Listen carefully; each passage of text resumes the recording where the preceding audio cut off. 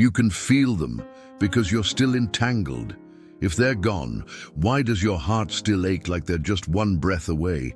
They're no longer here, but the silence they left behind, it echoes.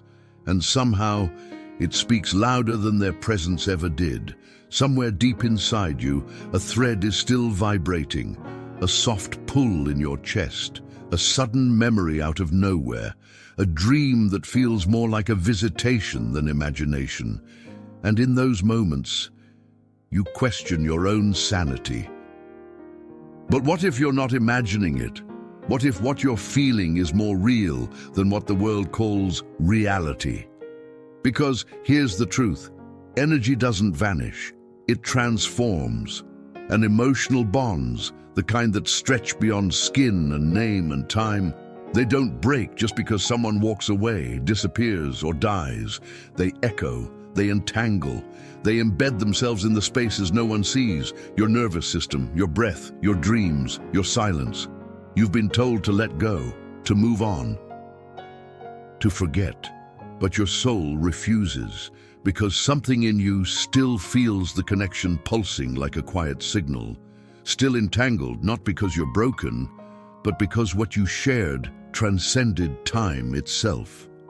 And if that's true, what else have you been taught to forget? This isn't about grief. This is about energy, about the unseen fibers that bind you to certain people, across lifetimes, across choices, across dimensions you were never taught to believe in. This isn't superstition. It's quantum entanglement, and today we're going to decode what your heart already knows, but your mind was never trained to understand. So take a deep breath, because what you're about to remember was never really gone. The vibrational residue, why you still feel their presence. Some connections don't fade, they linger, not just in memory, but in vibration. There are moments when you catch yourself thinking about them without warning, a scent in the air, a song in the distance.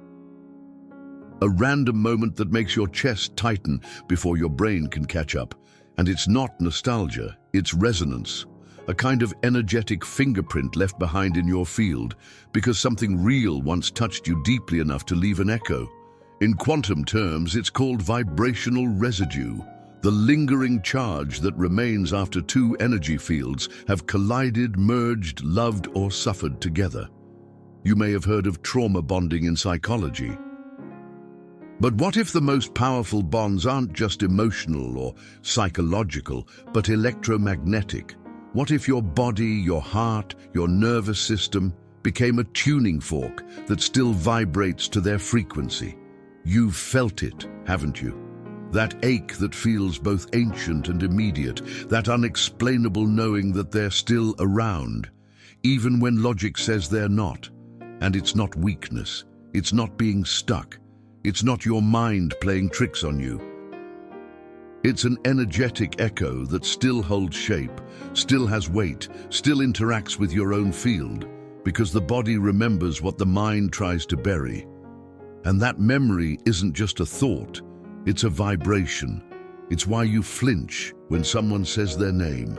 It's why you cry out of nowhere. It's why you can't walk past certain places without something inside you trembling just a little. You've seen it before, you just didn't know how to read it. In ancient traditions, this was known as soul residue. In modern science, it's resonance mapping. But in your life, it's that feeling you can't explain, that invisible presence you keep trying to ignore. But maybe you're not supposed to ignore it. Maybe it's still here because there's something sacred about it. Not everything that lingers is unfinished. Some things remain because they changed you so deeply. Your frequency can't go back to what it was before. Chords of memory, how emotional bonds warp time. You ever wonder why a single moment from years ago can hit you like it just happened? Why a single glance, a specific laugh, or the way someone said your name once can suddenly wash over your entire body like a wave? Because memory doesn't live in time, it lives in energy. And emotional bonds, real ones, bend the rules of what we think is linear. We've been told that time heals. But the truth is, time doesn't touch what's still alive in your field. It doesn't dissolve the emotional chords that still pulse beneath your awareness. These chords don't obey clocks or calendars. They respond to vibration. They react to memory. They stretch across distance. They awaken with the right trigger. They pull you back to a feeling, not a date. In neuroscience, it's called emotional encoding. Your brain links memories to emotions using sensory pathways. But your energy field? It goes deeper. It stores the vibrational signature of every person who mattered. It keeps a record not of what was said, but of how it made you feel. Have you ever been walking through your day, and suddenly, without warning, you felt them again, as if their essence whispered across dimensions? That's not your imagination. That's entanglement. It's the past folding itself into the now, because part of you is still attuned to their frequency. But here's the strange part. It's not always about them. Sometimes it's about the part of you that existed in that connection, the part you're trying to find again, or the one you're still running from. So ask yourself, was it ever really over? Or has time just been circling the same moment, waiting for you to feel it fully? False healing. When letting go becomes spiritual denial. Letting go sounds noble, doesn't it? Clean, wise, the right thing to do. But what if letting go too soon is just another way of shutting down? We're taught to move on, to detach, to forgive and forget, to act as if closure is a finish line you should be racing toward. But the soul doesn't work like that. It doesn't clock in and out. It doesn't run by timelines or to-do lists. And real healing, the kind that transforms, not numbs, doesn't come from pretending something never touched you. So many carry invisible wounds wrapped in the language of healing. Smiles that hide unspoken goodbyes, independence that masks a soul still searching for what was never truly seen. The world applauds you when you look unbothered, but inside, the silence grows louder. Letting go is powerful when it's true, when it comes from integration, not avoidance, but when you're still vibrating with the presence of someone who mattered. Forcing yourself to forget them can feel like self-betrayal. You've seen it, people convincing themselves they're over it while their energy screams otherwise. You've felt it, the guilt of still feeling when everyone around you expects you to be done. But what if you didn't need to let go in the way they told you? What if honoring the connection, not erasing it, was the most healing thing you could do? You can't amputate a memory from your soul. You can only learn to sit with it until it stops asking to be understood. The quantum mirror. What you're attracting isn't just about them. Have you ever wondered why certain patterns keep showing up in your life, wrapped in different faces, but carrying the same emotional weight? You meet someone new, different name, different voice, different story, but the same ache shows up, the same disappointment, the same trigger, and somewhere deep in your chest something whispers, "I've been here before." That's not coincidence, that's the quantum mirror. In the energetic field, nothing is random, especially not repetition. When a connection from your past hasn't been fully integrated, when the energy is still active inside you, life reflects it back over and over, not to punish you, but to help you see. Because they aren't always just people. Sometimes they're mirrors, archetypes, aspects of your own soul dressed up in the illusion of someone else. And what you're attracting, it's not just about them. It's about the unspoken beliefs you carry, the wounds that haven't yet become wisdom, the patterns that beg to be seen, not repeated. So what do you keep drawing into your life? Is it abandonment, control, distance wrapped in warmth? You've been looking outward. But what if the real question is, what part of me is still trying to resolve something through them? And when that reflection appears, again, do you merge with it? Do you run from it? Or do you pause and name it? Because naming a pattern breaks its spell. And when you see it clearly, you no longer have to live it blindly. Energetic parasites or soul threads? Knowing the difference. Some connections feed you, others drain you. And sometimes, the most sacred-looking bonds are the ones slowly dimming your light. You've been taught to honor soul ties, to believe that just because it feels deep, it must be right. But not all intensity is love. Not all familiarity is sacred. Some entanglements masquerade as destiny, when in truth they're dependency. There's a fine line between being connected and being consumed. Between feeling a soul thread and being caught in an energetic loop that leaves you anxious, depleted, and confused. You know the kind. The thoughts that won't stop. The dreams that pull you back in. The sensation that someone's energy is on you, even when you haven't spoken in years. It's tempting to romanticize it, to call it spiritual, to believe that the pain must mean something higher. But what if the real lesson is learning to tell the difference between a soul message and a soul leak? Because energetic parasites are real. They're not monsters. They're patterns. Energies that feed on your attention, your longing, your confusion. And if you've been giving your energy to someone who no longer walks with you in growth, that's not sacred. That's self-abandonment dressed as devotion. But how do you know the difference? The answer lives in your nervous system. Does the connection expand you, or does it contract you? When you think of them, do you feel peace, or a silent panic you've learned to ignore? Not all threads should be cut, but some need to be transmuted, neutralized, brought into the light where clarity can do what blind faith never could, because your energy is a language. And the more you listen, the more fluent you become in knowing what's love and what's just a pattern wearing its mask. Visualizing the unseen, a soul thread reconnection ritual. Not everything real can be seen. Some of the most powerful moments of healing happen in the invisible, in the space where energy moves before words arrive.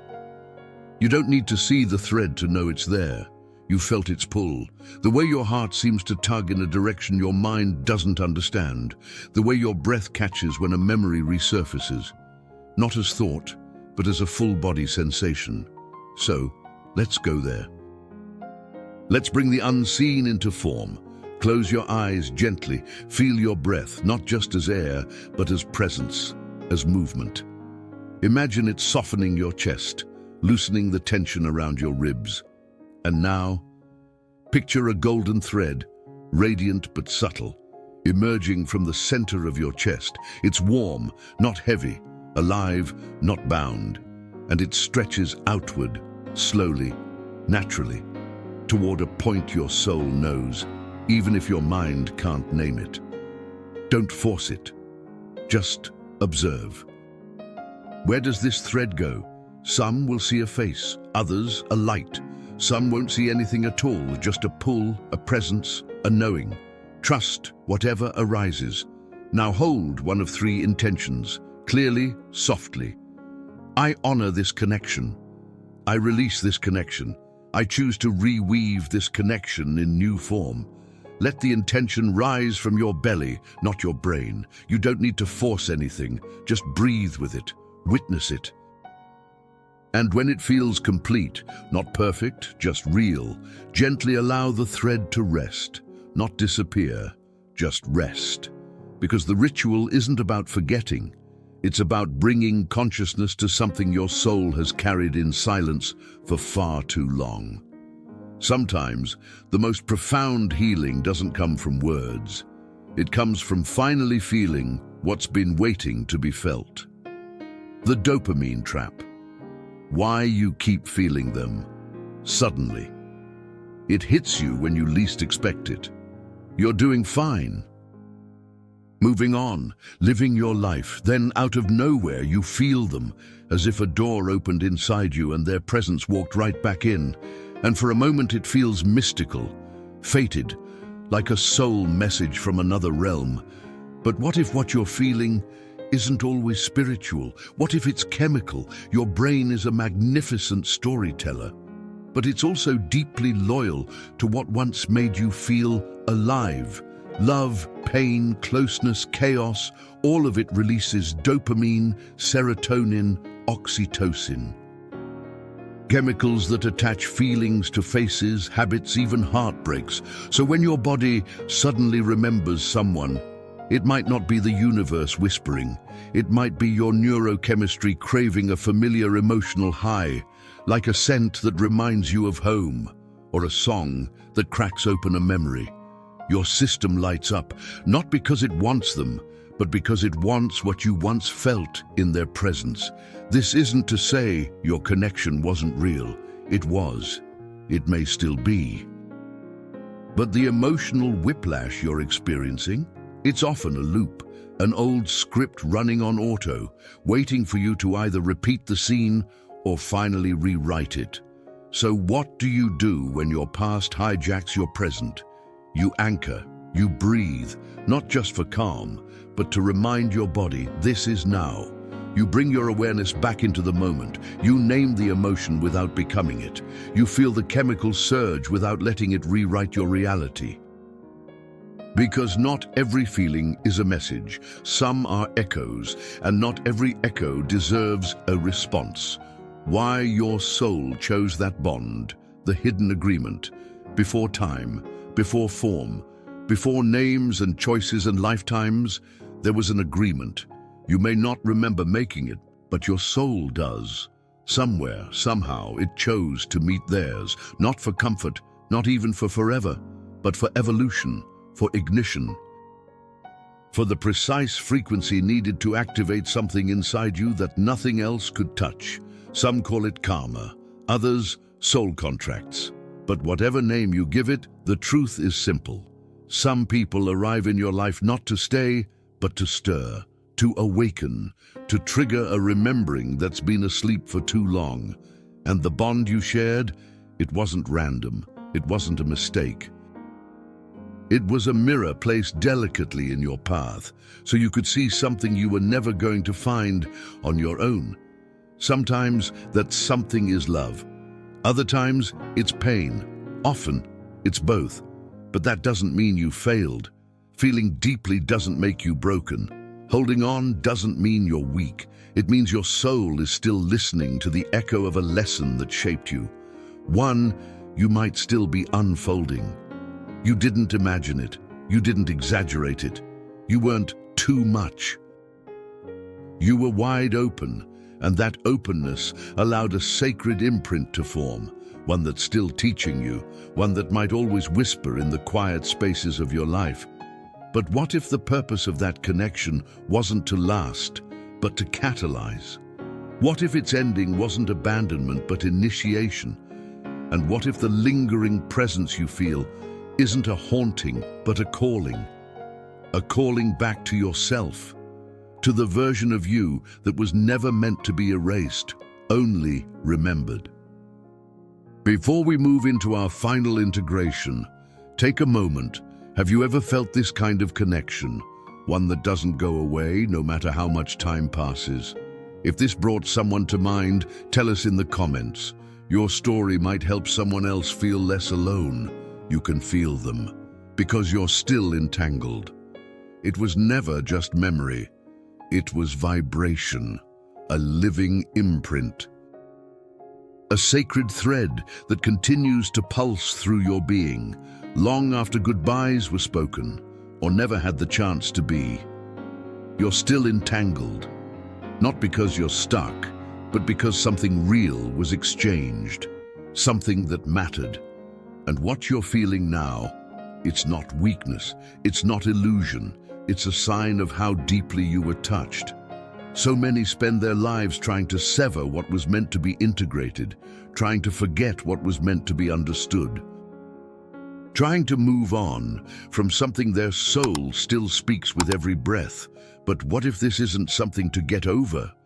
What if it's a lesson still teaching you how to feel fully, how to release gently, how to love without losing yourself?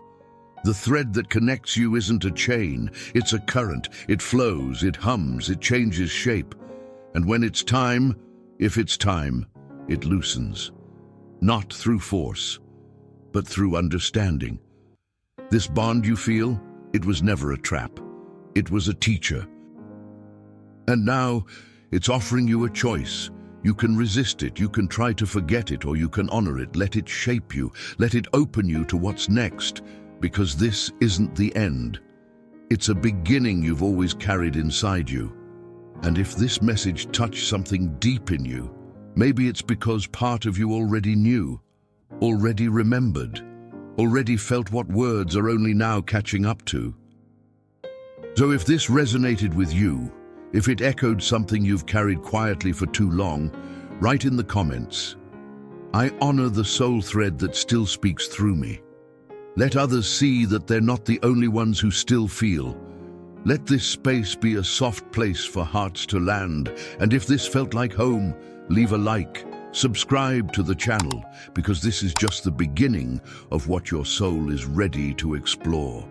There's more waiting for you, more remembrance, more resonance. So watch the next video that's appearing now, and step deeper into the path your soul has always known. You're not broken, you're entangled, and it's sacred.